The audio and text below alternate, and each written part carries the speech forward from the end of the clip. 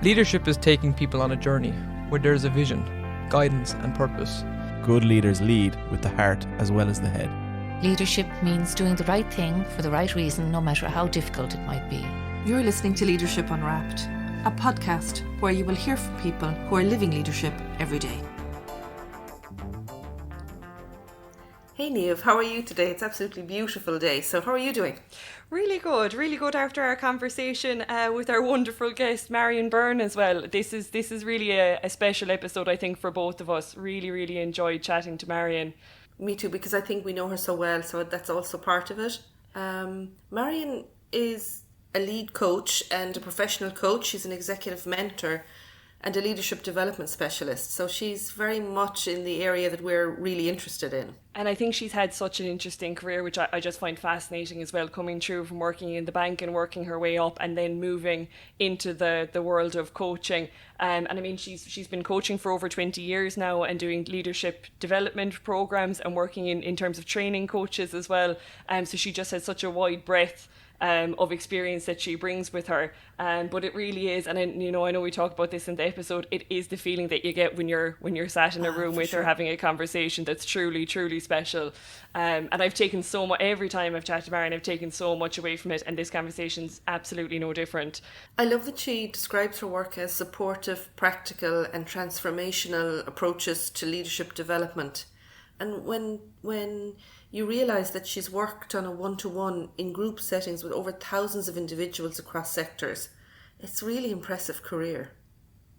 Yeah, and I mean, like in the country, you're hard pressed now to find someone that has more expertise than Marion does. So it's just brilliant to have her join us, and really looking forward to sharing the insights with our listeners as well.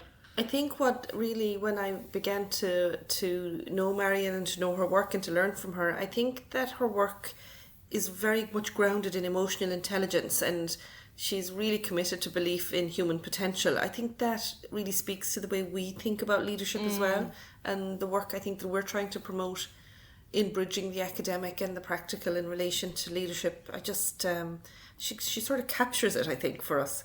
She does. She really does. So there's an awful lot of alignment, and really looking forward to sharing this one with you. So I hope you enjoy it.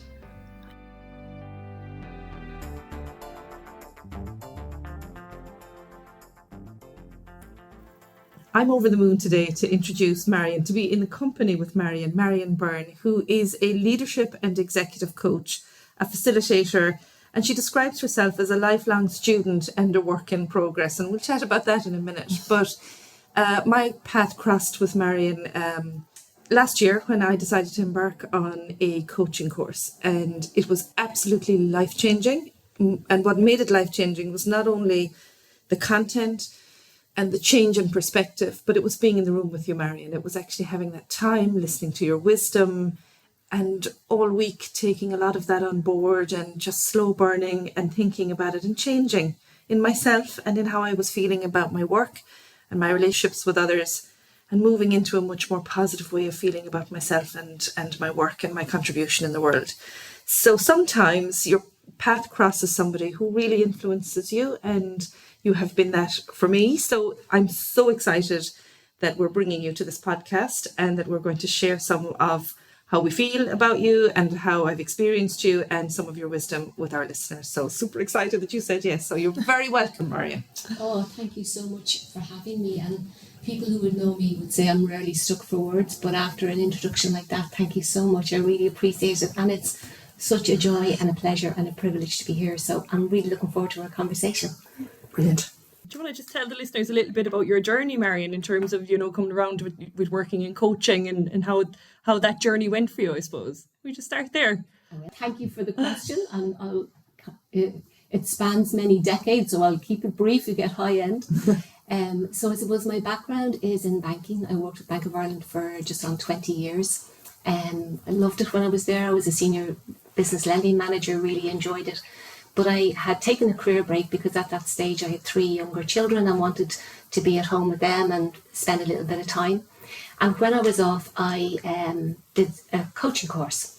It was back in 2002, and I actually started it on the day of my 40th birthday. And I remember at the time when I was looking to sign up, coaching now is kind of still people would say, what exactly is that? So way back then, it was very new.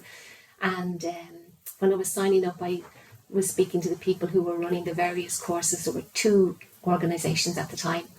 And I said, am I too old to do something like this? And they said, you're never too old.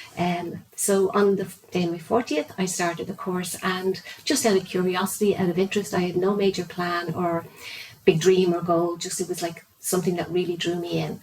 And at the end of it, I remember walking away from the course on the last day feeling a little bit, oh, what next? It was kind of the end. I knew something had shifted fundamentally within me. And I said, I had no idea if you could make a living or a life out of doing something like this.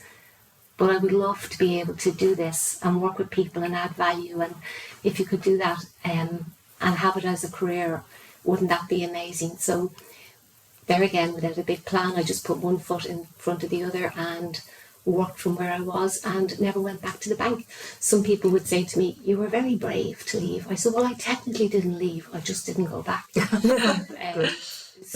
And a lot of, I suppose, on my career and life, it's life and career, but there'll be lots of things where you look back and there were decisions I made, but I didn't maybe necessarily make them as a big decision or a big jump at the time. But looking back, they possibly were. So that was how I started, and that was back in 2002/2003. And since then, I've been working full time as a coach, a facilitator. I've been lucky enough to work with the Irish Life Coach Institute for 19 years. Every year I would run a couple of their diploma courses for people training to be coaches. But when on that famous day, when I was leaving and saying, where am I going to go next? I remember thinking, I would love to be able to bring heart to business, because I'd come from the corporate banking world. I had now kind of done a deep dive into the whole personal aspect. And I had that idea of, if you could bring this heart into the workplace, because we kind of think of us personally and then there's your career, but it's just a facet of ourselves. So in those early years, I had that as kind of like a little North Star compass, no matter what I did, that was kind of probably always at the core of it. And at that time, I was a stay-at-home mum when I was doing the course. So when we were training and you were looking at all like the elements of coaching, listening at a very deep level, beginning to be curious, asking questions rather than telling, I had nobody else to practice on except the kids. And I also realised that how I was as a parent was very much how I am as a person. And it's something over the years you would see. So we may say that we're different when we're in work, or we're different in different roles. But often, I suppose the fears we have or the tendencies and the habits we have will be there. So if you're a perfectionist, you want to do the parenting thing right. If you want to be a people pleaser, you want to be your kid's friend. And so all of those little nuances. So what I realised was that how you are as a person was how I was as a parent. And it was the biggest thing that really helped me. And I know I was working with a client in those early days, and she was trying to find out what she was really passionate about. And when you ask somebody, what are you passionate about? It's a really big question. Yeah. Some people say, I have no idea. Yeah. And some people will have a list of 10 things. But as an example, she said, I don't know where to start. So I said, if you to stand up now and talk for half an hour about something, what would you talk about? Because the idea is it would be something that you know enough about and you're interested enough that you could flow. And I said, for example, I've just done this coaching course, and I found that it was so helpful for me. It's completely changed how I am as a parent, because I realise if I deal with my own stuff, I'm able to be present, I'm able to be different. And afterwards, when I was reflecting on the example I gave her, I realised that that's really interesting. And at the time, there was no such thing as parent coaching or as much help for parents, but I said this would be something that would be really helpful, and I'd love to share this without a big plan, or if I thought too much about it, I certainly wouldn't have had the confidence to do it. So I just went to the 2 local schools and I said to them, I have an idea for a workshop for parents. It's about coaching skills for parents. And one of the schools, the girls' school, asked me, can you give us a copy of your qualification, your insurance, and an outline of the programme? And the boys' school said to me, when would you like the hall? I went to the boys' school and I got the hall, and I think 35 people turned up. And it was just introducing some of those core skills, giving parents a chance to talk to each other and to connect and realise that we have the same problem, or actually I don't have the same problem, so now I feel a bit luckier, and give them time within the evening to reflect and ask questions and progress things rather than going away with theory to try and put into practice. And I suppose that led me to being 10 years, I suppose I was the first parent coach. It wasn't all that I did, but it was certainly, without looking for a niche, it was something that developed because it was relatively new, and I would have been the parent coach associate for a lot of large organisations for 10, 12 years. I would have gone into a lot of companies, and I was saying, this is bringing heart to business. So I'm going in, and it's been provided for parents where corporates could see that was a support. But you were talking to the parent as a person. In the same way with leadership, it's always about the person, not about their role. So way back, that was one example of how I was working across a broad range of areas, but it was always about the person and heart in whatever role or whatever gave us the conversation. That was always at the core of it. And that's a very long answer on just one aspect. Yeah, I'm really curious as to what drew you to do the course in the first place, because I suppose like that, how I experience you, it's like you were made to do this work. You know, like it's just such an incredible fit. And I guess I'm just curious, is like, did you always have that curiosity, I suppose, and that, you know, wanting to really get to know the person and, you know, support people in that way? Or is it kind of like, you know, you did the course and you found out a lot more about yourself? If you get what I'm trying to say, I'm wondering, probably is a chicken and egg is the expression. Like I probably can't answer that straight. I can say the prompt for doing it was somebody had bought me a present for my birthday for the 40th. No, not the 40th. It was probably 2 years before. And it was a weekend course with a really, really interesting guy. He I think was an engineer by profession, and he'd had a life-changing health challenge. And he had started working with people who had terminal diagnosis. And he was helping them around how they were experiencing it and, you know, working with them along on their journey. And it was a weekend that blew my mind, because it was all about the mind-body link. It was all about the support for people. It was something that I hadn't been exposed to before. And I absolutely loved it. And one thing that struck me, if you're open, I can share, that stuck with me from that weekend. He talked about when people get a diagnosis and they came to him, he would ask them, what's the worst case scenario? And he said that's the hardest part of anything, because the worst case scenario, we often don't want to even think about it because it's worst case. And being able to create a space and through a relationship to sit with someone and help them to go to that place themselves and then externalize it was really, really powerful. And the worst case scenario would be that, you know, I don't have long to live. And then after a while they say, well, actually maybe something happens to me tonight and I don't have time to put my affairs in order. So there's the worst case, but when he explored with him, there was often even worse. Wow. Yeah. And he would say, okay, so that's the worst case scenario. And then he said, what's the best case scenario? It's the wrong file. They mix me up. Yeah. Or actually, this is such a life-changing event that it changes me forever. And he would get them then to, you know, identify a place in the room where it's the worst case and stand there, and then where's the best case. And he'd say, okay, between worst case scenario and best case scenario, where do you feel you are? And he would say in 90% of cases, or 9 out of 10, people would say they were at a 4. So it was never at worst case, but it was just short of the halfway mark. And he said, okay, so that's where you are. Now let's turn our back on the worst case scenario. Let's look at where you are and let's say what would bring you to a 5. And it was something that stuck with me because it's at the heart of coaching. It's at the heart of the power of a relationship, because with coaching, it is about not just what you do in coaching, it's about the relationship itself. And there's 2 or 3 things, I suppose, to bring it back to where we are today. There are 2 or 3 things I think are important. So at the moment, there's a lot about our nervous system, polyvagal theory, which looks at that vagus nerve and how our nervous system is and how we regulate. And as a baby, when we're born as babies can't self-regulate. Their needs, their emotional, their physical needs have to be met. And the idea is that over time you can learn to self-regulate. You can self-soothe. And we know that some of us never get to that stage. But there is that idea that we get to self-regulate. However, our nervous system, and by default, it's much easier to co-regulate. That in the presence of somebody else, it's much easier for us to regulate ourselves. So if I'm in anxiety, if I'm in stress, if I'm in fear, if my nervous system is unregulated, if I'm sitting with somebody and their nervous system is regulated, it's much easier between the two of us, to sit with somebody to look at that than it is on my own. So that goes back to what he spoke about, but now we have different language and a different lens to look at it. And I think that's a huge part of no matter what you do. It could be with a friend, it could be with a colleague, it could be with a client.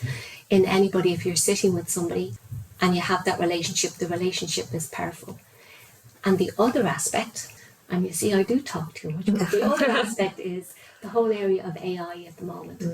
And there's been a lot about it, and I know there's in various professions, whether it's therapy or coaching or a lot of those professions, there's that sense of what's going to happen with AI, can it replace us?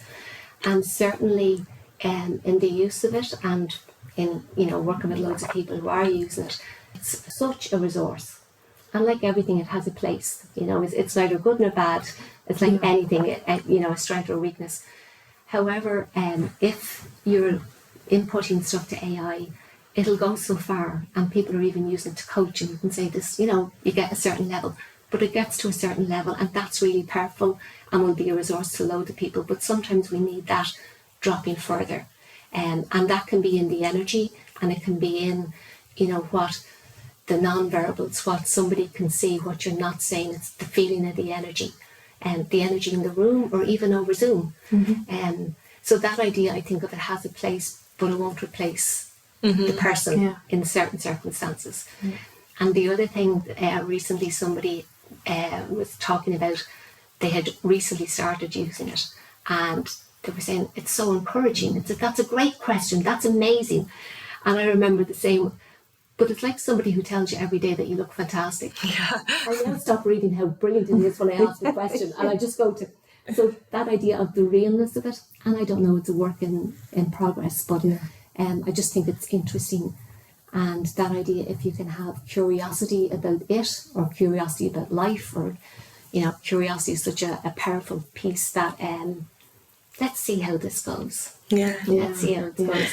I think that's one of the pieces that was life-changing for me around coaching, was becoming more curious and not having to know, but just becoming more curious and looking at things as information and a chance to explore, as opposed to having to look at things and know or box it into a certain space. And I think as a researcher, that's the way we operate. So you have to organize it, and then you have to represent it, and then you have to speak to it, put it in its box, and that's where it is. And then coaching just is very much about saying, no, let's be present and curious and look at what this is telling us and what we can take from it. And you're describing that in the way that you're talking about it too. And I found that life-changing for me, very much so. And I think it's really interesting that you're describing around the parenting, because I hope I was always a thoughtful parent. I love being a mom, absolutely love it. But I became more curious and just more present, and less talk and more listening, I think, which actually is really the key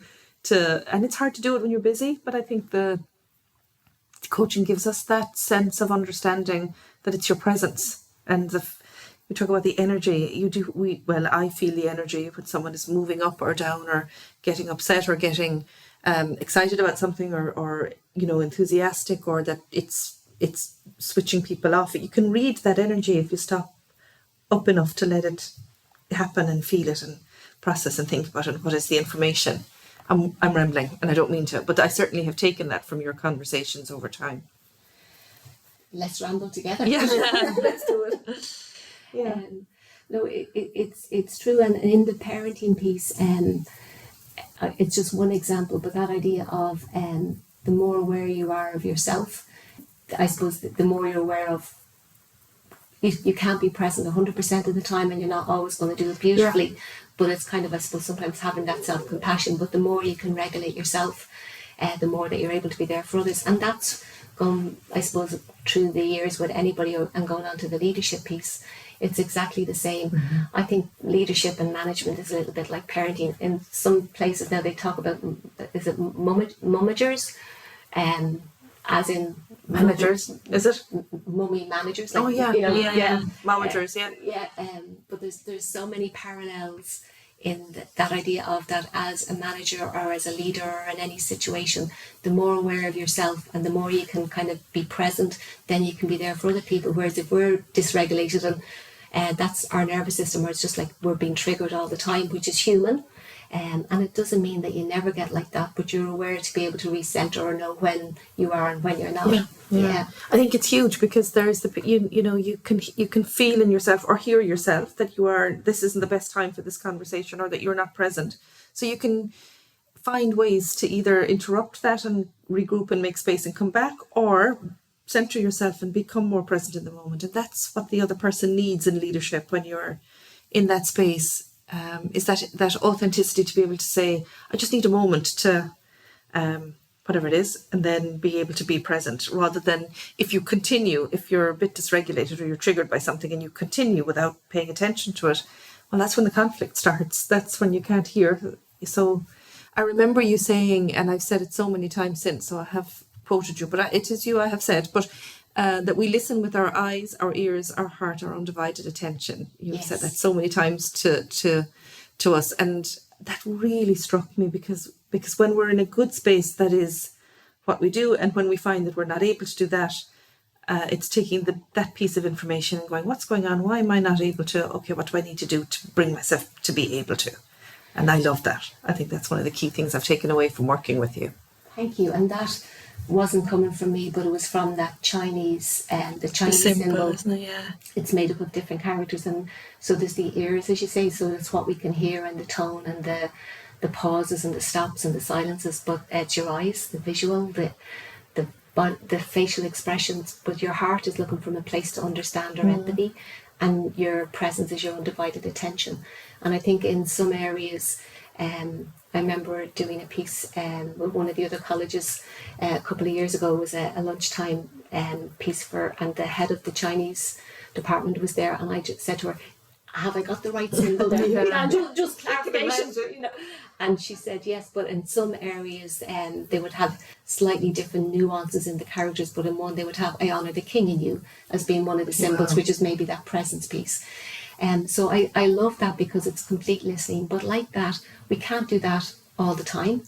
There's that idea, if you were like that all the time, people probably wouldn't want to go for a coffee with you. They go, oh my God, it's going to be deep and heavy. Yeah. But it's just knowing sometimes that is that powerful.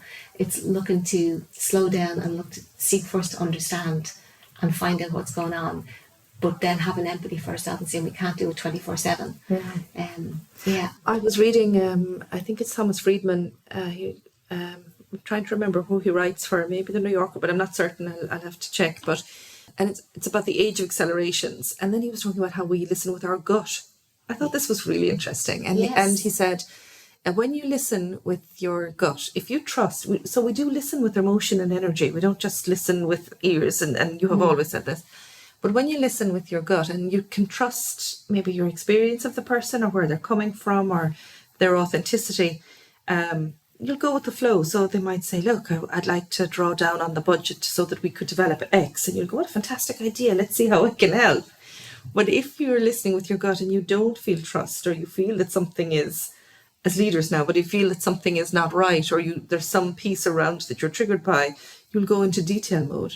So what's the breakdown of that budget? Have you budgeted for this? Have you budgeted for that? So what's your plan? Have you spoken to anybody else? Who else would you take feedback from in relation to that? Can you bring that? So we'll bring it to the senior leadership team, and we might discuss it for a while where it will go to die. But we do this different detail-oriented sort of disconnected listening in which we're managing as opposed to leaning in and trusting. And I hadn't thought about this listening with the gut, but that also has got me thinking about how much the heart and who we are and our presence and our experience comes into that leadership relationship.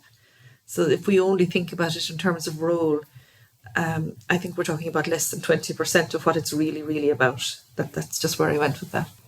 Interesting, as you say, because our heart and our gut has as much or more information. The brain, it sends signals to the brain to make sense of what we think this piece at the top is. Just when you said that piece there, it's a slight detour, but it reminded me in a very practical way.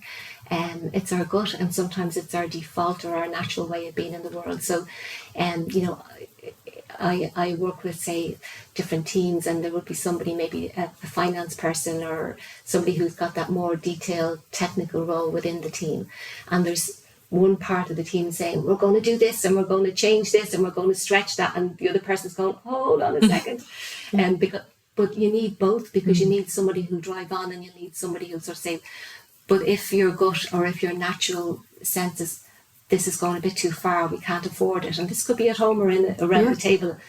It's sort of saying, okay, so let's see how we could make that work. So sometimes having a way of words, which in that moment when you notice your gut or your default coming in saying they're losing the run of themselves, it's like, okay, let's see how we can make this work. So that means that you'll be heard, and then you're actually getting them to look at the finances as to how it's going to work, as opposed to being seen as the negative voice. A lot of the time people say, like, I'm the unpopular one, I'm the one that's the negative one or the naysayer, but actually that's really, really valid. So all voices, all parts are welcome, but if you have your natural default, how can you be heard and be able to bring that strength, but get it heard and valued in a way? And having something in the moment that you can do or say makes it easier to slip in, rather than having the fear and the gut going and go into the detail and say, let's see how we can make that work. I like that, because it's around the curiosity piece too. It's about looking at what is possible instead of what is not possible. What is possible. And doing the finance piece may mean that it's not possible. But at least it's a way of having the conversation. And I do think in a team, it can be hard to hold the space where you are the person who's maybe putting a little bit of cold water on an idea, but they also keep us safe in the team. Like they some of us are ideas, and let's go over it, and could break a few things in the process. Whereas others say, okay, let's go for it, but let's figure out how to go for it in a way that keeps everybody and keeps the whole thing going. And it takes courage to be yourself in the workplace. Absolutely. And to lean into your strengths in the workplace, because we can lean into only wanting one way or another way. So I think good leadership allows that to bubble up in the different ways of being in the workplace, I think. And courage is the word you use, which is true. And you mentioned earlier on about trust in situations or in people and scenarios. So I think trust is the bedrock of all relationships, whether that's personal or in the workplace.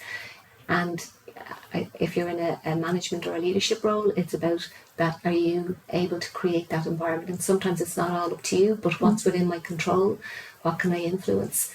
But being aware that when trust is there, I suppose it's easier to be vulnerable and courageous. And you do that by modelling it yourself, I suppose, by setting the tone. Do you find that organisations are open to that work? When you work with companies and you work with leaders, are they open, do you think, to that? It's interesting, and I suppose in the context of earlier on I said about parenting and it being similar to leadership. When you're working with somebody in a role, it's their role and the challenges that are going on may give us the conversation, but you're always working with the person. And I think what's really interesting and what I enjoy about working with people at that level is going back to the trust. Sometimes, you feel that maybe you have to be a particular way within the organisation or within a team, and it's not as easy as it is outside. There is a nuance obviously being in. So if I'm working with somebody on a one-on-one basis, it allows them to be really honest. I'd say, what's your biggest fear here? And that idea of, I suppose there's 2 or 3 practical scenarios where you could see it come into play. So people would talk about having difficult conversations, and it's like, so what would be difficult for one person may not be for another. So what's difficult is very much dependent on the person, and getting curious about it. So what is it that makes it difficult? Is it the nature of the conversation? So for some person it could be asking for a pay rise. So it's a value on myself. Am I worth it? Or, pushing yourself. It could be you have to give performance feedback. or some feedback to somebody, and you're very uncomfortable about doing it because I don't want to come across as, sometimes people would say I don't want to come across as mean, and I'd sort of say, has that ever happened to you? Absolutely, yes. So there may be experiences we've had, which means that now I'm much more apprehensive about this conversation because I don't want to come across that way because it's not who I am, but I have to have this difficult conversation. So as I say, it could be something like that. It could be around, work-life balance. I have to leave to collect kids, and yet all the people around me are working late, but I'm afraid to ask. So it's looking at what is the conversation, and then why is that difficult for you, and what's it bringing up within me. And that can be, as I say, our nature, by our, growing up. Were we the people pleaser? Were we a perfectionist? Do I want to do it right? So to be a little bit about us, it could be a little bit about the person on the other side of that conversation. Maybe their style is very different and I don't know how to approach it.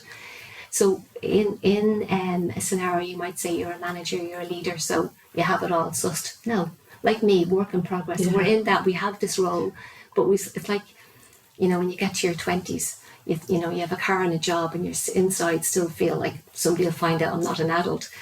When you're in your 30s and your 40s and 50s, there's all those junctures where you're in a role, but that idea of the imposter syndrome. And so I think being able to identify, what is it about this conversation? And what is it about me? And the more you do that, then that's, you're bringing it into your awareness, you're loosening that up. And then from that place, okay, so what is it what does this conversation require of me? How do I want to be in it? So you think about not the exact words you're going to say, but, how do I want to be? And sometimes, like with that example, coming up with, one or two ways to approach it can just give you a confidence to go into it. You feel equipped, but you don't practice what you're saying. You can't do that. But and that idea of when you're working with someone and you can do that for that one conversation, it's for that conversation that they have to have. But now they've got that idea of so much more awareness of themselves. And where else in your life does this show up? And when you change it for one, does it help you to change it for the others? And it's like a ripple effect. So it's very powerful. But there's it's easier to do it with somebody else than when we're in our own frame of reference. And somebody could give me those questions and I sit down and do them, but oh my God, do I finish them? And it gets a bit, it's like the worst case scenario thing. I can't go there. It's beyond my awareness. So it's awareness is exactly the word that I was just thinking of over my head there. And I think that's what's so beneficial in terms of coaching for leadership. Like, I think just because it's not that we can get everything right 100% of the time. It's not like even thinking about the listening piece, we can't always be in the mind frame, or that space where we're giving 100% of our listening in a situation, as you say, like, we can't live our lives doing that 100% of the time. But I think an awareness of where we're at with ourselves in our leadership can just open up so many doors for us, I think. As I think even doing a coaching course, what I got from it more than anything is, I think, a better understanding of where my mindset is in at any given time. Where I could have been in a conversation before, and we all think we're good listeners, don't we? Like, you know what I mean? And that's a whole other story. But I suppose I could have been in a conversation before. I know I'm not 100% in it, but not really know why, or I'd notice it, but I wouldn't really notice it, if that makes sense. Whereas I think when I was regularly engaging in those conversations, it was like a kind of penny drop of, there is a whole other way of being present. And I think you can have the same conversation in 20 different ways with someone, depending on where you're at yourself.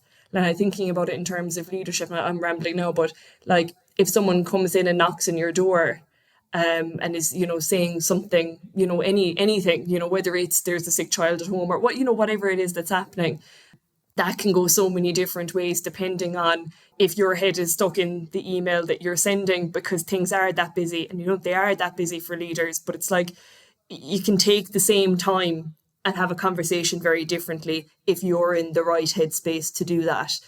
But when we're not in the right headspace to do it, it's almost impossible to, when you're thinking about high pressure jobs and the people that are really, really busy.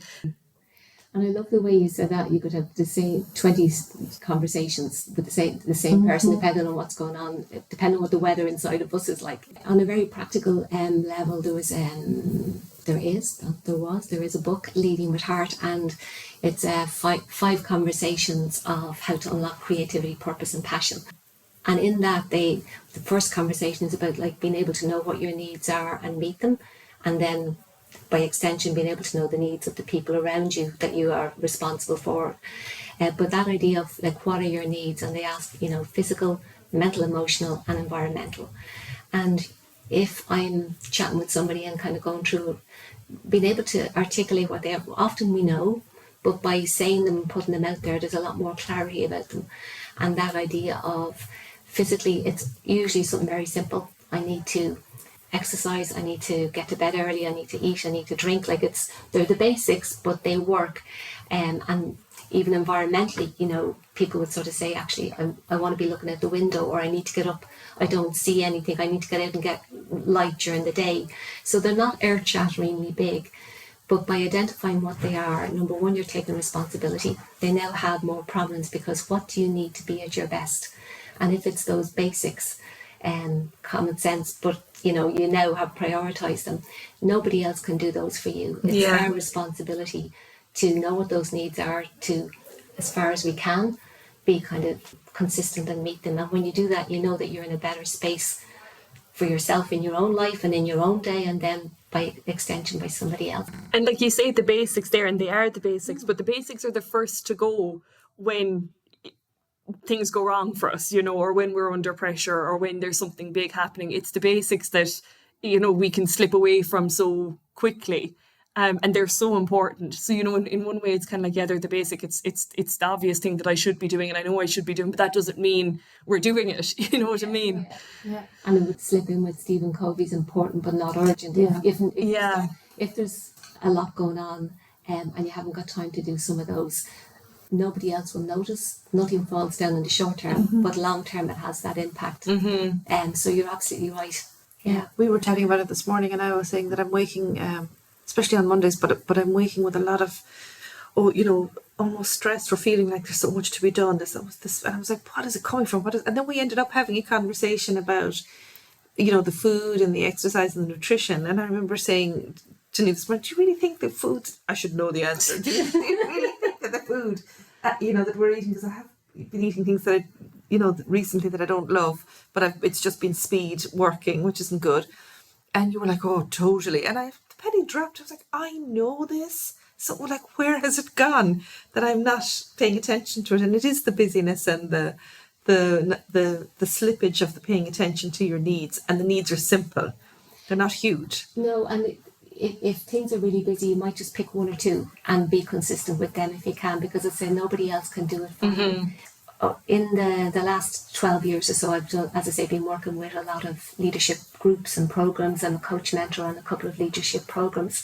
And in relation to that, there was one of the leadership programs I worked on for just over 10 years. And I said, if I was going on one, it's the one I'd love to go on. It was a fabulous combination of stuff.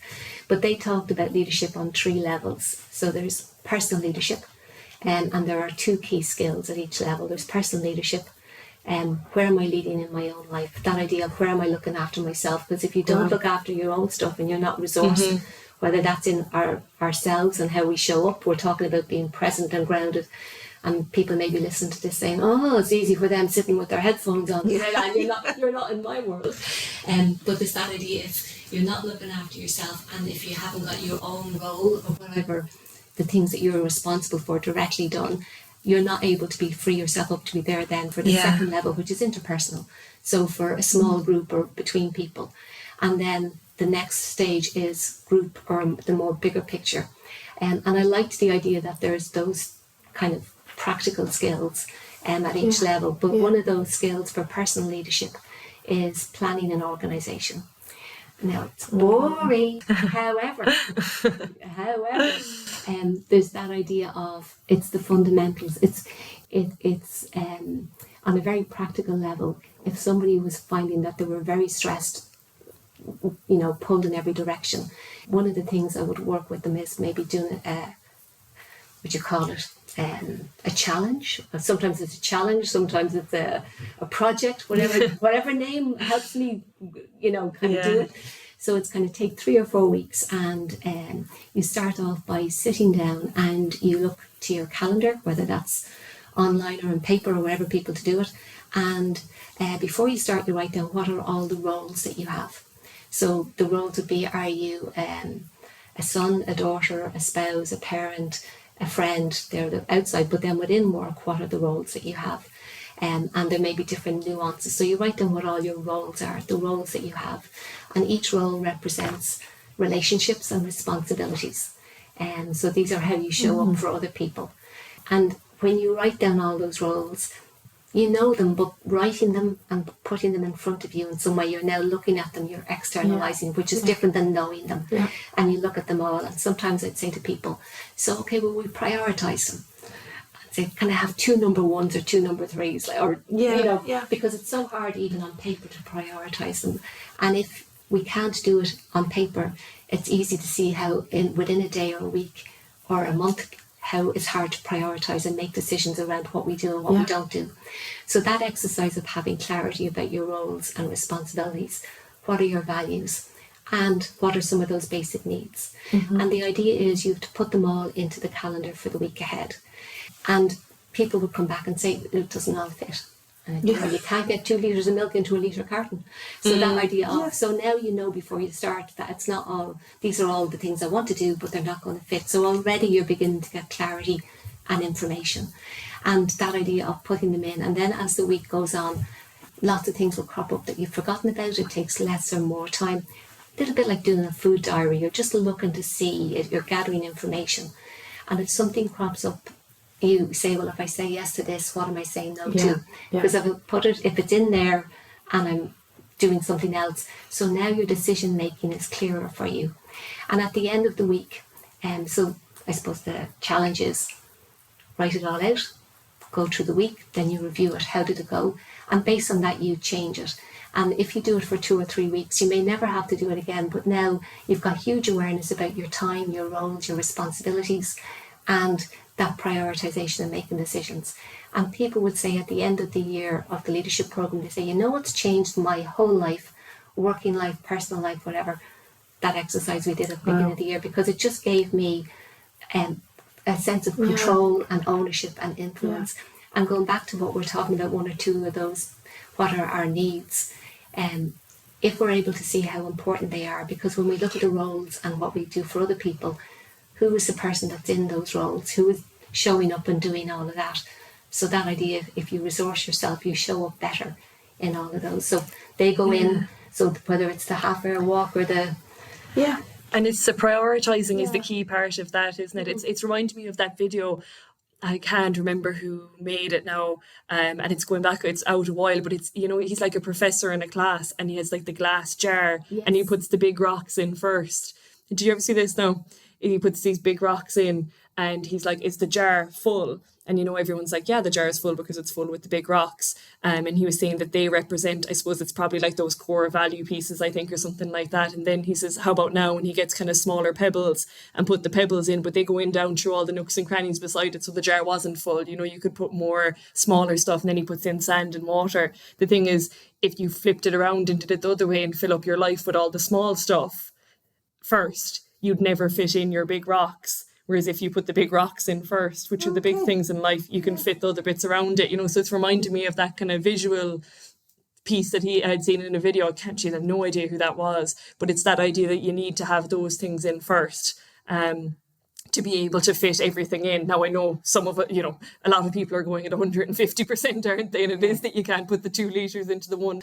Do work with school leaders who have experienced some tough situations. Could be upward bullying or it could be complex culture, and the pace at which they work is so fast, and when they're in those adverse circumstances it speeds up, and you can understand why. There's fear and anxiety going on, but there's also people kind of snapping at your heels. You can't be seen to drop things if people are coming at you quite hard. So there's a hyper vigilance and more work it's just so disempowering.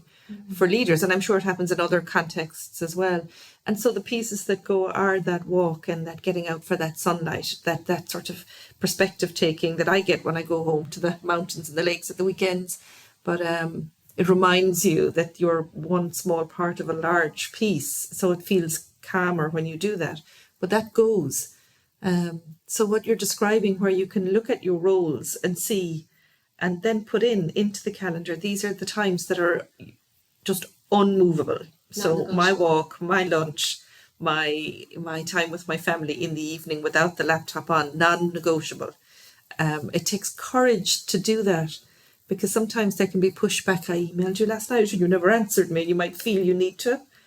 But actually, no, I'm with my family, or that's my time. I'm at work when I'm at work, and when I'm at home, I'm at home. So that way of almost mapping it out might help get that clarity, I think, that you're describing. I love that idea, I think. And I'm always conscious of, even when I say that, both in our own lives and working with people, it is so busy. And sometimes when you're really busy and you hear something like that, you go, like, oh, easy for you Fine to say, for you. as I said, Yeah. because you feel so far away from it. And so it starts where you are, work with what you have. Yeah. But anything that helps you to step back, and it could be 10 or 15 minutes. Like a huge part of what I do with people is that idea of, if you're in a management or a leadership role, there again, I'm referencing Covey. I'm not on commission or anything here, but it just, No, we love he's around a long time. Yeah, we love it. But he would talk about, if you're in the forest, there's the people in and they're cutting down the trees, and then the managers are there making sure that they're working together and they're sharpening the saw, and the leader is up the tree making sure that you're going in the right direction. So that idea of, kind of going up and having that higher perspective is really important. And part of what I would kind of sometimes do working with people is identifying, where do you have that that higher perspective time, taking time out, working on the business, not in the business, rather than being a doer. And a lot of the time, if people are very busy, it's hard to take. So it's kind of carving out a time, and that becomes a not negotiable. So it's an hour on a Monday morning, or it's 15 minutes, or whatever it might be.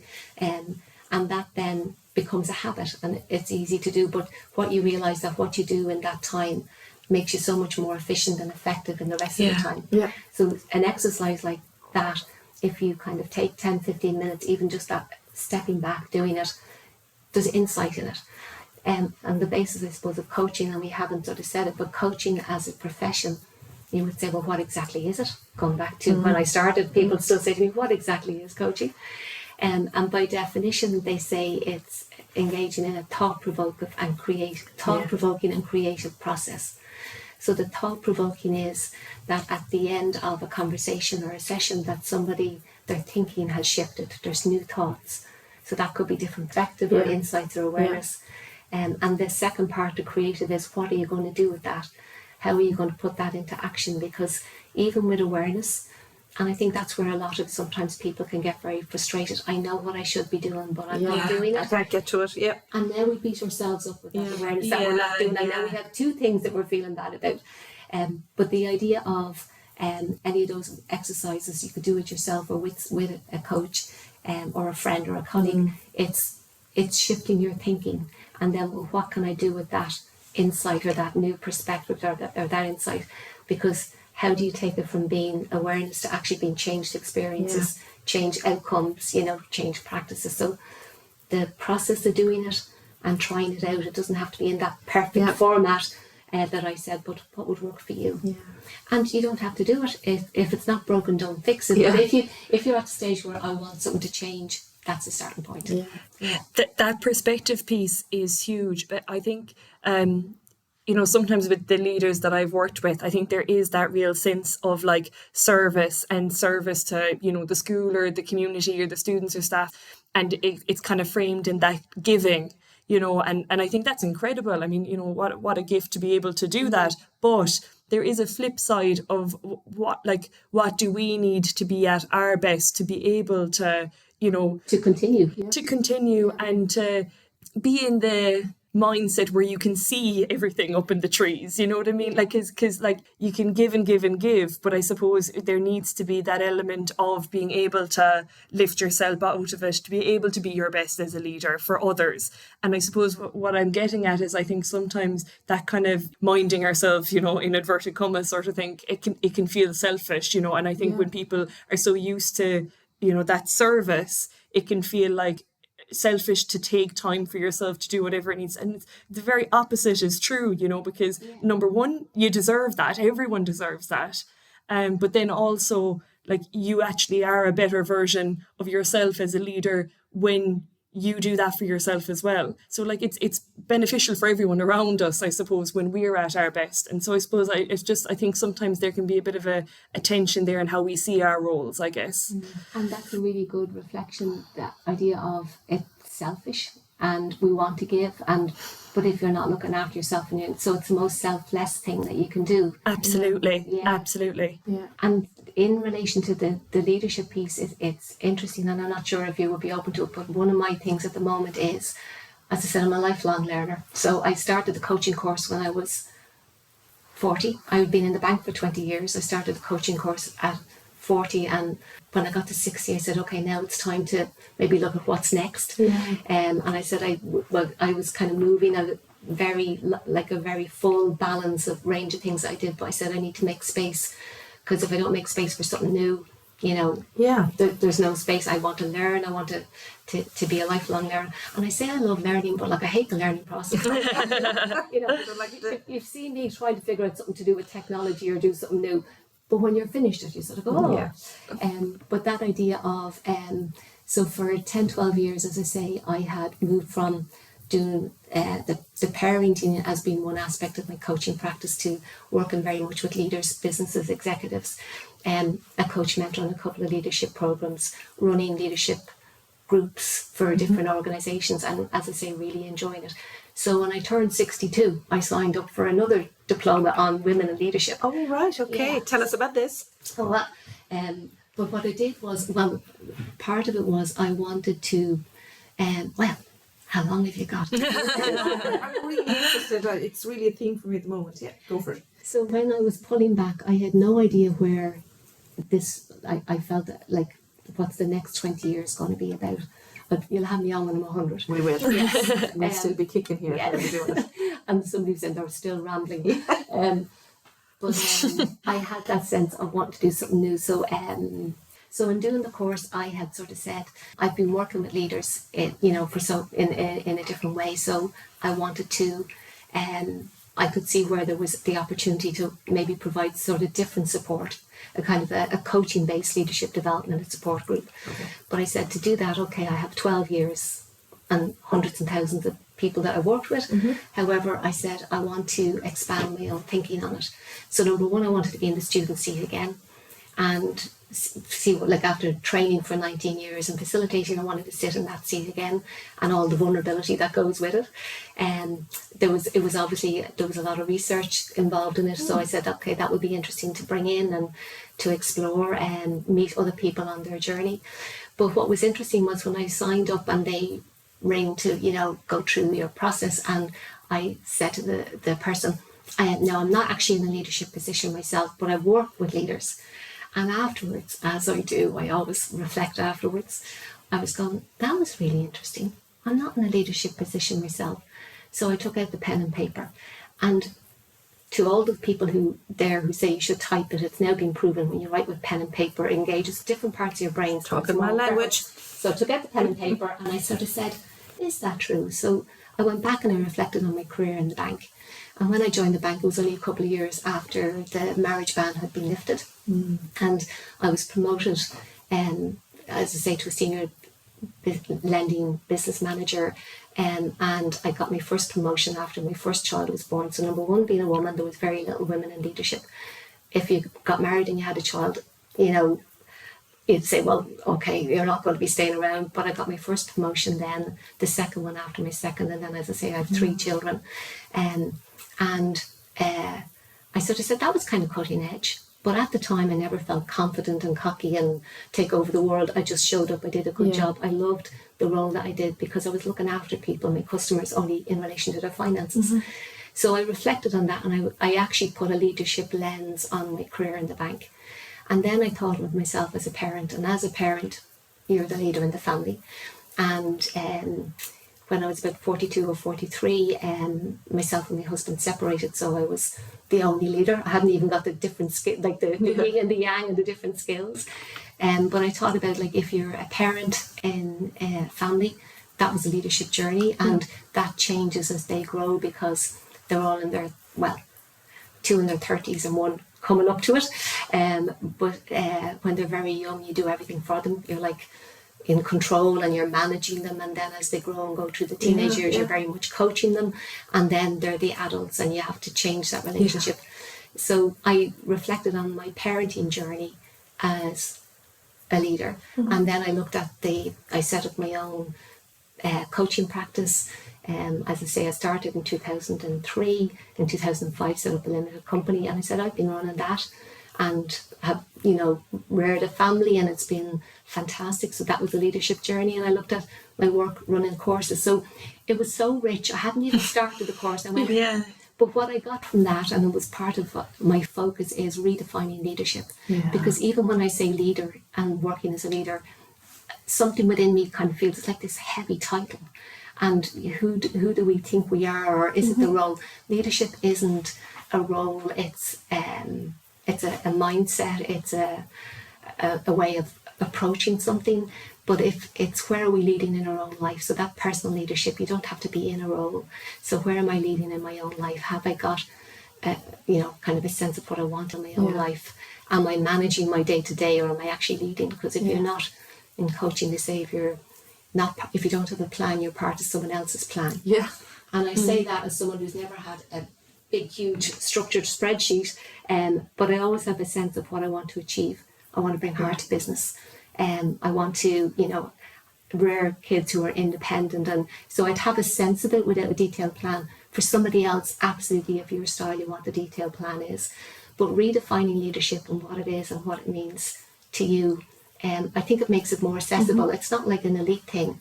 And if you're in a role, that you don't put too much pressure on yourself, but no matter what you're doing, you're the leader in your own life. So I think redefining it is part of what's really at my heart now.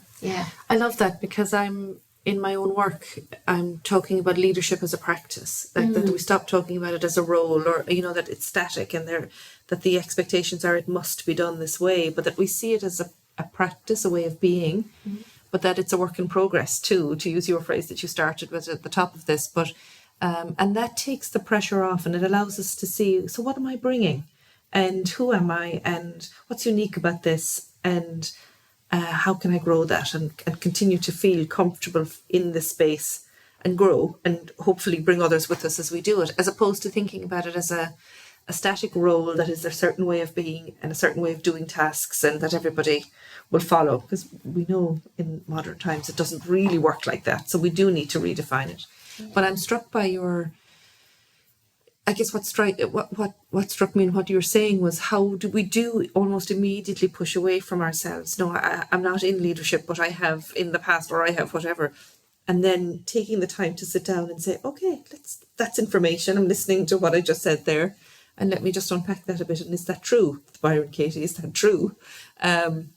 Changes, it redefines for us, it changes our perspective, but it's more inclusive. Yes. It allows other people to see leadership in themselves and to see their own practice as a leader. And I love that. That's what my sense of it was. And I said, if I never do the course now, sure, I've got the benefit from it. So, yeah.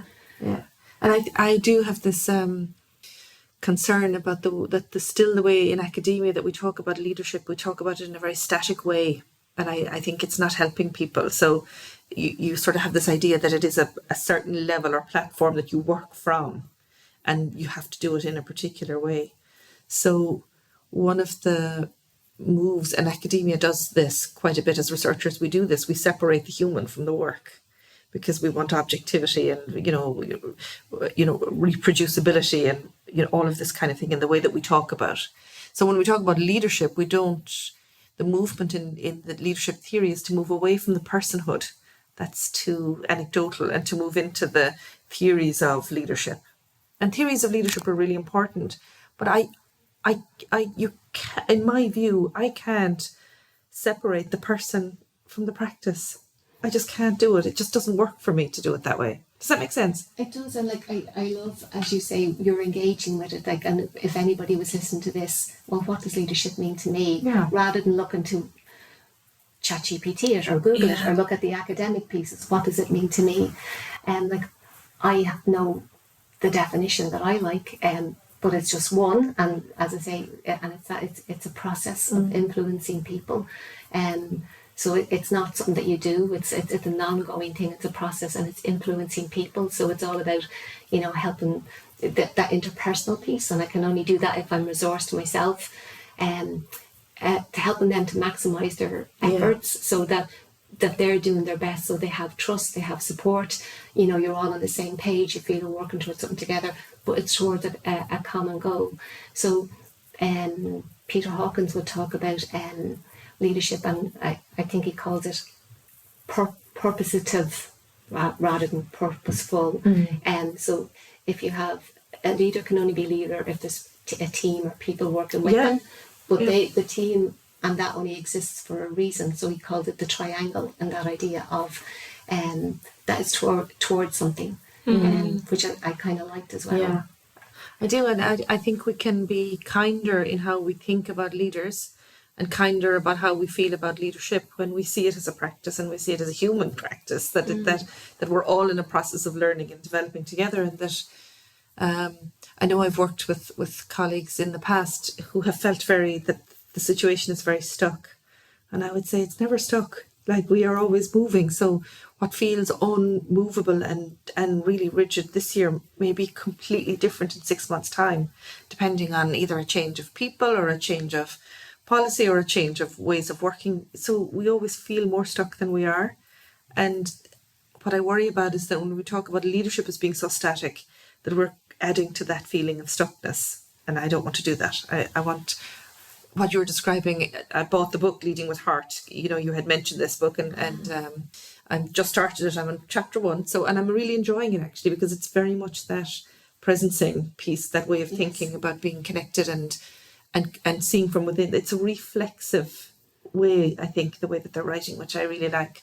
So thank you for the recommendation, but it's very much about heart. I have another one if you want. I'll go for it. Yeah, what are you reading at the moment? This was my deep dive earlier in the year. So Peter Hawkins, I mentioned, it's Beauty in Leadership and Coaching. Yeah, you had mentioned that one. Yeah, I had it on a poster, but I actually haven't got it yet. Yeah. It's a very different approach, but I that's what I think. There's so much out there. It's better for people to find what resonates with them, what aligns with you in relation to the area that you're in or how you want to be or whatever. But for me, I loved that because it was a kind of a very different lens to put on it. Yeah. I love to get a great book recommendation, I must say. And when I was doing the programme, and Stephen Covey was on the reading, and that book had been on my shelf for about 10 years, I'm ashamed to say. It's on a lot of shelves. I read it. I'd pass it over, very interesting. And I'd look at it the whole time, and I'd say, I'll get around to that. And then I'm convinced that we come to books when the time is right. I'm convinced of this now. Yeah. And it just completely, once I started, I was like, yeah, I get it. I absolutely get it. I had started, and it hadn't kind of resonated for me when I had bought it first, and I put it on the shelf. Thankfully, I didn't give it away. I had kept it. And that made me think, I have found that life-changing, actually. Even that, coming to understand what is within my control, what is not, is actually the greatest gift that I got from that book. But, it's okay to not feel that you have to fix everything. It's okay to see that actually what we can control in life is very little. Mostly ourselves, and even then it's hard work. But just coming to things at the right time, that's what I'm trying to get to. On that, and prompted by what you've said, Patricia, if it was okay, maybe I'd love to share that sense of Covey's, and within his book he has that sense of the circle of control and the circle of concern. So Covey would say that if you think about, and there again, hopefully it's on people's bookshelves and they haven't read it. So if you've read the book, you can now have a coffee break. He would talk about, like, if you think about you're in the world and all around you, there are the things that concern you and impact on you in some way, and that's your circle of concern. And then within that, there's a smaller circle of things you can control or that you can influence in some way. And he would say, if you, and I know you know this, but maybe if somebody's listening that hasn't heard of it, so if you focus on what concerns you and its impact on you, but you can't control it or influence it, i.e. you can do nothing about it, that's where you swim around in frustration and worry and fear. So when I was doing the course, as I say, back in 2002, and my mum at the time was 74, and my mum was a lifelong worrier, and she was very happy. I thought this would be a great tool to help her, and she wasn't looking for a tool, but having read, you know, when you're reading a book and, when I read a book and there's something I'm animated, and I said I would share this with her because this would really help her with the worrying. And I was explaining it to her, and she was looking at me going, what on earth are you telling me now? And I said, well, if you think of, we had a cup of tea, a cup and saucer, and I said, if you think of what's on the saucer are the things that you're worried about, and what's in the cup are the things that you can actually control or do something about. And she goes, okay. So a few days later, she rings me, and she's given out about somebody down in the Old Folks Club. And I said, Mum, are they in the cup or are they on the saucer? And she goes, they're on the saucer. You're not going to listen to me now, are you? And I go, well, there's no point, because it's bringing you down and it's bringing me down. Listen to you, and it's having no impact on that person. So I said, well, you know, what are some of the things that are in the cup? What could you do? I said, well, maybe you could stop going down to the club, and then that person wouldn't bother you. But I'm just as entitled to go to the club as she is. I said, 100%. I said, maybe you could say it to the person and tell them that what they're doing is bothering you. I wouldn't give them the satisfaction. I said, 100%, you don't have to. And at the time, it was my way of explaining it to her, but it really kind of got it to take from a theory into practice. Because in that moment, if you focus on the annoyance, it's going around. So what can I do? And often when you go in there, there are other things you could do, but for other reasons you don't want to. So now you've moved from frustration to being more empowered. I have a choice, but for other reasons, I'm choosing not to do it. So immediately you're a little bit better off. And that idea of the cup and saucer, it was my way of explaining, but it's kind of something that has stuck. And people would say over the years that I remember that. And a lady recently had got in touch with me after a long time, and she said that she uses that analogy in all of her trainings. And she said, a friend of mine, she said, has a saucer on her windowsill all the time as a reminder. And she said, now I work in schools, and sometimes they say, Miss, what's a saucer? I go, okay. I have a picture of a cup and saucer printed in my journal. I got so much from thinking about that and thinking about, because what I loved about it when we've talked about it before, and even now still, I have the same response. I always have this response to it. And it is that you move the focus into, so what is in the cup? And even just the way that you say that, what is in my cup, feels so more empowering, and, you know, it just calms you a little bit. I have some control here of things that I can do. And I love that. I feel it gives you back a sense. I think one of the things that stress does for us is that it makes us feel out of control. Yes. And I think it's once you can become comfortable being out of control, but that's a lifelong process. That's almost counterintuitive to being human. And they say something is stressful to the degree that we feel that we have choice and control. But it's like you referenced earlier on about change, and that, like, change is part of life. And you talk, like, sometimes in academia, you know, things being stuck and saying to somebody, because as we're sitting here and as, you know, wherever we are, the world is turning, the seasons are changing. In Ireland, the weather changes 7 hours a day, internal weather and external. So, like, life is all about movement. Every cell in our body is the whole time renewing itself. If anybody got a suntan, within a couple of weeks it's gone, because you can see it visibly on the surface. So that idea of where there's no movement and there's no change, water will get stagnant. So it's change is part of the world that we're on, the planet that we're on, and part of our bodies. So there's always that change and movement in different pace.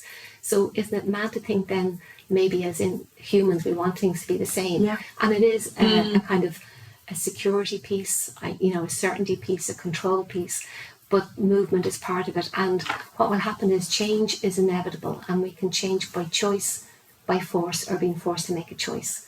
So I made a decision, you know, at 40, having done the course, that actually I'd love to do this. And I didn't go back. I loved my role in the bank, but I didn't go back. And over the next 20 odd years, there's been, especially in the early years, there were a lot of ups and downs in all of what was going on in my life. And there was those ups and downs, and I had a certain experience, and I've got to where I am. And it was very empowering on the way. If I was in the bank and I'd been made redundant, I could have done a coaching course. I could have decided I wanted to set up a business in this, and I would have had those ups and downs. But because it was forced upon me and I hadn't chosen it, I would probably go kicking and screaming through it. Every time things got hard, I'd say, this isn't fair. Whereas every time things got hard, I'd say, well, look, what are your choices? What can you do? You know, so it's kind of trying to own a choice. And if something's outside of your control, it's looking, how am I responding to this? You know, so it's in some way trying to not control everything to close it down, but it's that idea of life is about change. And sometimes I choose it, it's forced upon me, or I'm forced to make a choice. And we do things to gain pleasure or avoid pain. And I know a lot of people know this, but it would be really nice to change, but actually what's involved is really hard. And it's only when not doing it becomes worse. That's where, and it's a little bit of a push, but that's kind of, I think, the universe or the world giving us a nudge, you know, you're ready, you need a little bit of help here, so we're going to force it along, as opposed to getting resentful about it. The one thing I will say, if it's okay to say, is that a lot of the time our emotions and our thinking and our emotions and the feelings and all of that goes on, a lot of stuff is going to be happening instantaneous. We don't choose how we're going to respond to everything, and 95% of what we do is habit in our thinking and our day-to-day. And when things are happening, our emotions are going to be going back to what you said about your heart and your gut. So if something is happening, and you know, there's that idea of we talk about the victim mindset, but something comes up, it's not fair. If you feel that, you can't positive think your way out of something. You can't pretend it's not there. You can try and reframe it, but it's like, you know, the elephant in the room or whatever it is, it'll keep coming back looking for attention. So that idea of whatever emotion arises, you acknowledge it. You say you see it. And once it's acknowledged, it's like a child that gets attention and go away. Whereas if you try and pretend it's not there, or you try and reframe it. So I know with this fabulous awareness, which doesn't happen all the time. I remember when my kids were growing up, they used to say, "Mum, what would your clients say if they saw you now?" They'd say, "I'm human." Exactly. But that idea of, I'd say, I'm just going to take 10 minutes and have a pity party here. This is not fair. And after 2 minutes, I wouldn't want to go any further, but I gave myself permission to feel it so I could let it up and then to move on. But I didn't want to set up camp and stay there. Whereas when I give myself 10 minutes, like, it doesn't feel so good. So in whatever way, there's so many more, like, fabulous somatic practices, and like there's such a range of things that we can do. But it's the emotions and the feelings that come up, see them, honour them. What are they trying to tell you? The only emotion, every emotion is there to, it's information. It's like a little sign coming up. The only one that's not in the animal kingdom is guilt. And guilt is there to flag, you know, have we gone against our values in some way? But guilt is the thing that leaves us weakest physically, mentally, and emotionally. A different Hawkins, not Peter, David Hawkins, he has a scale of consciousness and an emotional scale. And he would say, if you think of 0 as, you know, you've the lowest of energies, and 700 is enlightenment. We have Buddha and, you know, all those up there. And at a scale of 20, which is like nearly at the very bottom, is guilt. And shame is at 30. So they're the two. And then even anger mightn't be, you know, it has an energy in it. And anger is there to try and get our attention for something, as opposed to saying, well, you shouldn't be angry. What am I angry about? You know, why am I angry? And it goes up, and then at 200 on the scale is courage. And he said at that point, it's where you have courage, and you now then move it from emotions that are spiraling us down to having a bit of courage to move forward. Acceptance is at 350. I don't have to like it, I just have to accept. Have you ever tried to fight with reality? I've never won. So you've mentioned the word courage a few times, and sometimes, you know, acknowledging what's going on, feeling the feeling, what do I need to do or whatever, and then what would courage do here? And courage doesn't mean it's easy, it's with heart. It's, you know, moving forward with heart, but having empathy for yourself where you're at. I just I'm thinking a lot about courage. I'm working with somebody who's researching it in leadership at the moment, and that's going to be amazing. I'm really excited every time I meet her. But and thinking about it is that it's not always, we sort of have this thing that courage is so heroic and big and all of these things, but it's not. It's everyday pieces where I'm choosing. Courage is about choosing, I think. So and it's about just, I can decide to, well, I always say, look, it's no sin to make the biggest mistake and to fall down and do whatever. The sin is lying there. You just got to get back up eventually, however long it takes, and to have that agency to bring ourselves forward. One of the things that I think is quite powerful, and you've said it many times, you said it today as well, is about nothing is done for us in terms of championing our own wellness and our health and our well-being and our sense of ourselves, that's work we have to do within ourselves and for ourselves. And I always think of the story, I've thought about it a few times, but it's, and I heard it recently on something, and it's about, the house is, there's a flood coming, and the person is in the downstairs of the house, and somebody comes along and says, there's a flood coming, come on, I'll help you get into the car. And they're like, no, I'm waiting for God to rescue me. And then the water is coming, and they're on the top floor of the house, and I don't know, maybe a boat comes along, and it's like, no, I'm waiting for God to rescue me. And then they're on the roof, and a helicopter comes. They're like, no, I'm waiting for God to rescue me. And obviously they drown, and they get to the gates of St. Peter, and they're saying, God didn't rescue me. How many more rescues do you need? And there is a piece of that too, about just being open to like, we do need to rescue ourselves too. There's a piece of our agency in coming forward with our own courage about ourselves to move towards what we want and what will make us happy and the people around us happy. It's seeing the choices as well, I think, isn't it? Where they're, and I think that's probably my favourite part about the Stephen Covey work. The first time that I came across that, it was in a workshop, and it was facilitated for me. And it was really interesting because the way they did it was they said, right, fill out, in relation to whatever it was, fill out the circle of control and circle of concern. And then they said, is there anything that could move in there? And, we went back and revisited it in pairs. We talked to each other about it. And it was like, okay, that I said was actually totally out of my control. Not all of it is in my control, but there is a choice in terms of how I engage with that. So maybe that's kind of actually somewhere in between the two, or, whatever way you want to look at it. And I think that's my favourite part about his work, and that is this way he says, the more that you work within the circle of control, the larger that gets. Yes. And the more choice that you see you have as well. Yeah. But I'm learning, and I think this is a lifelong journey.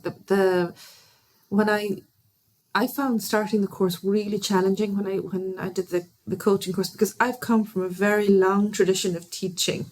Yes. And there is a certain knowledge, and it exists externally, and you reproduce it, and you I would try not to do the pouring it into people's heads type. I'd hope that it would be a more positive learning experience. But I was coming from the assumption that people need to be taught. And the first thing that Whitmore writes is you can't teach an adult anything. I was like, what? My whole life is about teaching.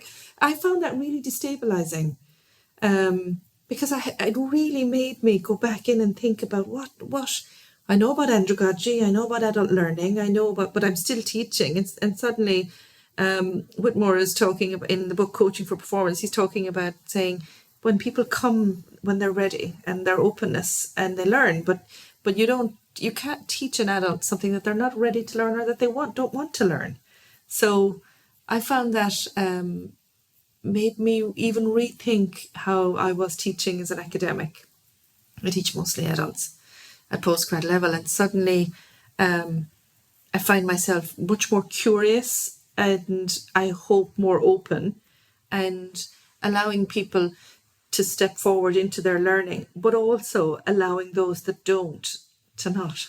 And that has been the hardest part for me, to say it's a choice. I'm struggling with AI, for example. Are you? I am, because... Is AI struggling with you? I don't know. But because I'm trying to figure out where am I with it. I find it really powerful and huge for generating of ideas. And when I'm receiving work that is over-reliant on AI, I'm worried that it's closing down creativity or thinking. And what I'm really worried about is people putting books into the into the summary and getting the summary of the book in 20 minutes, and that we might reduce that immersion in reading and letting the whole, when an author writes a book, okay, some maybe are a bit verbose and say the same thing a good few times, but some don't. And there's so much in it that we could lose so much if we just reduce it to a summary. And what would we lose? The immersion and walking around in the mind of the author and opening up the space and allowing that author the space into our mind to open up our mind. And what I'm worried about is, maybe I'm off base here, but what I'm worried about is that if we come at our reading in a performative way, that it becomes more performative and disconnected. When I read The Four Agreements, it completely changed my life. It completely changed my life. I could even get emotional about that, and has liberated me in so many ways and helped me to see some of the stories that I was holding on to, that I was telling myself that weren't helping me, and helped me to understand about the assumptions that I make, and sometimes that they're not helping, and to be less assumption focused. And I could get that in a summary, but it might not have touched me in the same way as reading the book did. That's the piece I'm struggling with. Does that make sense? So it's the experience that's missed in the reading of it. It's not just the information. No. And isn't that what both of you would be much better at this than me? But that idea of knowledge and wisdom, that it's only you can get information, but it only becomes kind of knowledge and wisdom when you apply it or you engage with it. So like the summary will give you the high end, the information, but if you've gone on the experience of going through it in more detail, that gives you a different experience. So it's now kind of internalized a little bit. Yeah. There was a really interesting piece the other day that we're talking about books and the idea of when Audible came in and the Kindles, they said that's the end of the book. However, book sales are still as high or even higher than they were before, because it meant that people who like to read will still read, but people who never read may listen to something now. Okay. And I thought that was interesting. I like that. Yeah. So that idea of where this goes, so people who may never have picked up the book and had the experience may get the summary, and from that they may get one thing that prompts them, whereas they may never have gone into a relationship with the book, but they've actually kind of got something from that. But it's interesting, the exploring of it, like why is, if you notice something, why is that, and why is that important, or what would that mean? Sometimes if you ask yourself the same question, you go down the layers on something to get to the heart of it. Because I think it is a bit connected to the fast pace of the way that we're absorbing and processing information now. And I am a keen proponent of slowing down and really seeing and feeling and understanding. And I think that's what gets sacrificed, is understanding, So I'm only starting in this way of thinking, and I'm thinking, how will I engage with my students around AI? Because I don't want them to cut it off, because it has so much potential. But how do we find an ethical way through it? I'm going to start the conversation. I'm not going to figure it out myself. But how do we find an ethical way through it that honours the creativity of that piece, but also honours the immersion and the openness to the experience of reading at this level? I'm talking about level 9, level 10 scholarship. So that's my. And what you have is a powerful question.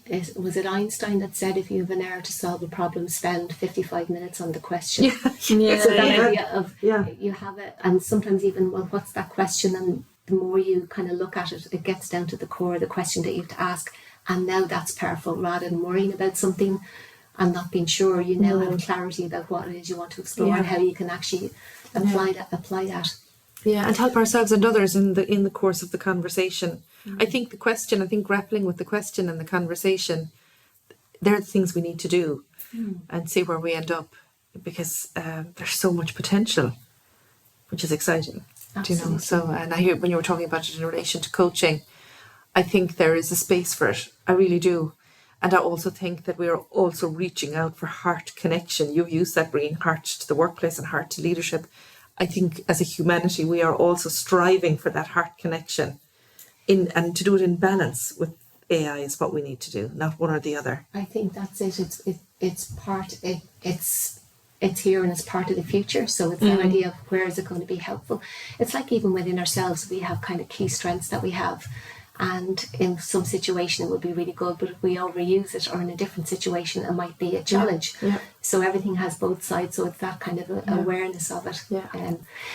You mentioned curiosity as well with it, and that I know it's come up a few times, that openness and curiosity. So if we go back to earlier on, that difficult conversation, or if there's something coming up as a challenge, somebody the other day I was working with, and there was a meeting that was coming up and they were really anxious about the meeting, and they do a lot around positive psychology, and on that they have 24 values in action, and one of those is curiosity. And I was, with a smile saying, could I offer a possible reframe? Rather than being anxious about the meeting, could you be curious about the meeting? Yeah.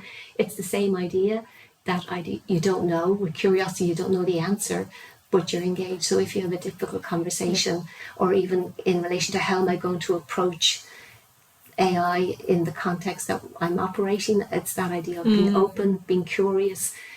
It's still unknown, but it's a different way to go in the process rather than going in anxious or worried about it. Yeah. And so, Marion, I know you were saying you mightn't have the Excel file, for the next 20 years, but what is next for you? So heart to business, or heart in any form, seems to be always the theme that's there. I mentioned earlier on that what I do, I still am going to continue. I'm very, very blessed to work with some amazing organisations and their teams and the people. When I go and start with somebody, I tend to stay up a long time. I'm a little bit like Hotel California, you can't get rid of it. But I love that because you're kind of on a journey with different organisations over the time. I have a very busy one-on-one personal practice, private practice. But I mentioned I kind of stepped back from the direct training myself a little bit, and I have developed it's a coaching-based leadership development and support group. So there is lots of resources out there. It's not in any way better or anything that, it's just slightly different. And it's on that idea. It's called the WIL program. And the WIL is Women in Leadership. And if you want to spell WIL with 2 L's, you can fill in the L. So it's Women in Loving Leadership. Not a surprise to hear that coming from me. Really like it. And that idea of just like having a heart for yourself and for what you want to do, and being purposeful and meaningful. It could be women in life leadership, that idea of leading in your own life. It doesn't have to be this position, or maybe it's somewhere that you want to go, but you start doing it in whatever role you're in now, so that you already feel in that space to evolve into it. It could be women in legacy leadership. I want to make a difference. What do I want to leave behind in some way? And that could be within your family and the young people that you put out in the world. So there's loads of different aspects to it. And it's very practical, so it's kind of like, there'll be 3 one-day sessions. It's very much about small groups, people connecting with each other in a very real way, on the basis of being thought-provoking. We look at some of those key leadership. The first day is all about personal leadership, some of the key skills, redefining what it means to you, your own brand or style, and that. The second one would be on the interpersonal, which is around difficult conversations, understanding different coaching skills that you can bring into your day-to-day interactions. And then the third is on that group or strategic.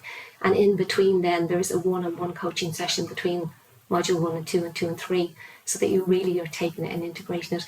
But for me, I suppose my hope and dream is that, like, if you do that, I'm just facilitating the space for people, bringing topics, for people getting, you're with other people, I'm the same, I'm different. And that after that, there's a group that can support each other, like in a very real way, out in the world. And that maybe that it's a ripple effect, in the same way as if you change a parent and the family changes, it ripples out. So if you're working with a group of people, but that pair in a circle, that you're not doing it on your own, but it's not a big group where you're sitting in the in the middle of 20 or 30 people, and it's very easy to hide, but that you're seen and heard and valued. But as you go through it, you're doing the very practical work and putting it into practice. So that's the theory. Already, a few people who know I have I'm starting in September have said, we'd love to do it, but can you do it for men and women and do it in their organisation? So I've called it the Will Programme, but there is already, as I say, 2 or 3 organisations that have asked me to do it for their sector in that format. So that's what's next, along with, as I say, continuing what I've been doing for the last 20 odd years. Is it in Dublin based, and is it small? It's small groups. So would people come to an area for the day? Is that how it would work, or how does it work? The initial thing is to do it online, so that it's accessible to anybody. Because, like, I know a lot of people, you know, even working with people, I work with people all around the world, but especially around Ireland. If people are in a particular level, they're probably going to be busy. Initially, I was going to just do half days, but to really get the most out of the day, and so it means it's accessible, that you don't have to travel if you're busy and you've, you know, fantastic. Working parents or whatever, just to make it more accessible. But I know there is one of the organisations that I'm doing it for now, they're going to do it in person, because there's a huge benefit of being in person. But then what's practical? If somebody is busy and torn already, it's making it accessible. It's got to fit in with our lives. I think that's the thing about coaching, is it fits in and enhances. And that's what I really like about it. Yeah. Is this on your website? Can we share a link to your website, or how can people find out?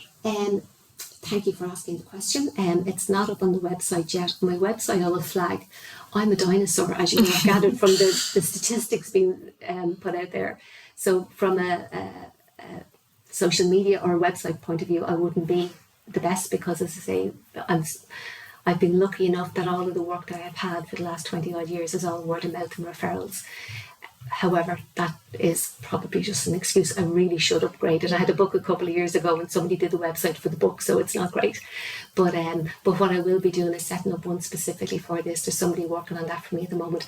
If anybody was interested, there is a website there, or marion@marionbyrne.ie, and I can send you just the overview of the programme. Yeah, I would love to share it. Amazing, share it on the show notes as well for people to see, because I know people will be interested. I just think that anyone who gets to spend half a day with you is just so blessed. So if they're going to, I couldn't recommend highly enough being in your company, being in your presence and learning with you. I just think it's an incredible experience. So I was driving home yesterday and I was on the hands-free, but somebody said to me, what are you doing tomorrow? And I said, I'm meeting Marion Byrne for a chat for the podcast. And they went, you are so lucky. I know I am. So that literally is how you are experienced from other people. So I can't say highly enough just how amazing it is to be in your company. Because I was even thinking that with the, everything being word of mouth and referral, what a testament to the work that you do, that's the organic way that it's all worked as well. It's incredible. And it's an Irish thing maybe, but I found even working with a lot of people, you may have very large followings on social media, which is important, but it doesn't always transfer into there are different forums and there's a space and place for all. But I suppose there'll be some things that people, if you have a referral from somebody, number one, maybe you've seen a change in someone and you kind of go, I want a little bit of that, or there's that personal recommendation, because it's about trust. It is about the relationship, and if you have that trust, it means if somebody comes, they're already, I suppose, much more trusting of the space. And it's like what Patricia said earlier on when you said about people being ready. If this feels like the right time and you hear it, you'll pick up the ball and run with it. Where if you're kind of going online and you're looking at something that's the relationship is different, and there's a place for both. Yes, so for me, it's is it an excuse? We all have our strengths. Technology would not be one of those. Well, I think there are loads of others, so I think, but I do think it is about trust. I do think when we're looking for support and the work is personal, our values, our decision making, you need to feel safe to be able to talk about that in a space that you can trust. So when somebody else says, I worked with Marion and it was just amazing, then you can trust that and go into that space. And I know people say that it is amazing to work with you, but I would love other people to have even just a small bit of the experience that I've had with you, because it's just, I have loved it. Well, I've talked a lot about heart, but I can say my heart is full with you two beautiful ladies, and thank you so much for your very Thank you. Yeah. Right back, actually. So we're wishing you tremendous success going forward, and we'll put all of the information that we can on our show notes. And when your website is complete, you can let us know and we'll put that up too. And you know what they say, where there's a will, there's a way. When there's a woman in loving leadership, there's a way. There you are. So wishing you the very best for the future, Marion. Thank you. Thank you, Lee. Thank you, Marion.